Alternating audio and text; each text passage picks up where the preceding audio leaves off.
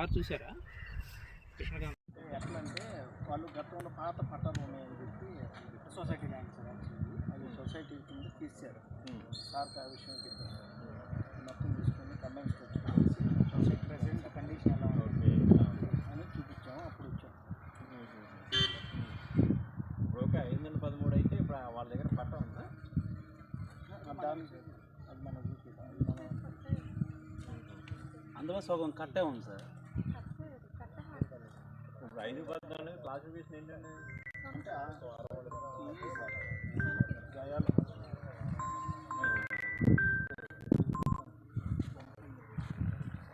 2014లో కొంత ఫారం ఒక కాలేదు సార్ పీడబ్ల్యూడీ కాలువ డేటా ల్యాండ్ పీడబ్ల్యూ నాగార్జున, అది బాపట్ల జిల్లా వేటపాలెం.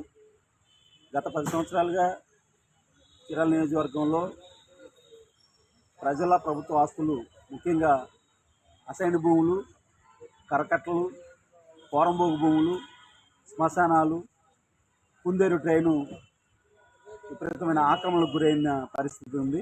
దీని మీద ఎప్పటికప్పుడు సంబంధిత అధికారులు ఫిర్యాదులు చేసినప్పుడు కూడా పట్టించుకున్నటువంటి పరిస్థితి లేదు. ఇటీవల కొత్త ప్రభుత్వం ఏర్పడిన తర్వాత ప్రజా సమస్యల పరిష్కార వేదికలో బాపట్ల జిల్లా కలెక్టర్ను కలిసి ఫిర్యాదు చేయడం జరిగింది.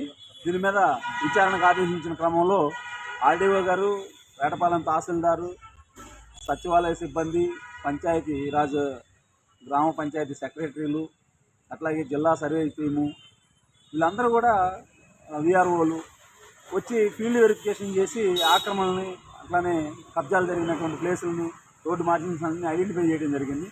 అయినప్పటికీ కూడా భూ కబ్జాలకు పాల్పడిన వాళ్ళు, కరకట్టలు ఆక్రమించినటువంటి వాళ్ళు ఇనప కంచెలతోటి ఫెన్సింగ్ వేయటం అనేది జరుగుతూ ఉంది. అయినప్పటికీ రెవెన్యూ, డ్రైనేజీ వాళ్ళు నిమ్మకు నీరెత్తినట్టుగా వ్యవహరిస్తూ ఉన్నారు. రిటైర్డ్ అయినటువంటి ఎంఆర్ఓలను అడ్డం పెట్టుకొని స్థానిక విఆర్ఓ ప్రలోభ పెట్టి చేసినటువంటి కబ్జాలని తక్షణమే అడ్డుకోవాలని చెప్పేసి మేము కోరుతా ఉన్నాం. అట్లానే అసలు ఎవరైతే ఈ భూ కబ్జాలకు ప్రోత్సహించడానికి పరోక్షంగా సహకరించారో ఆ విఆర్ఓలకి షోకాజ్ నోటీసులతో సరిపెట్టారే తప్ప, మమ అనిపించారే తప్ప ఇంతవరకు యాక్షన్ తీసుకోకపోవడం వల్ల ఈ భూ కబ్జాదారులు, ఆక్రమణదారులు రెచ్చిపోతున్నారు. మరలా ఈ విషయాల్ని జిల్లా కలెక్టర్ని నేరుగా కలిసి వాళ్ళ దృష్టికి కూడా తీసుకువెళ్తాం.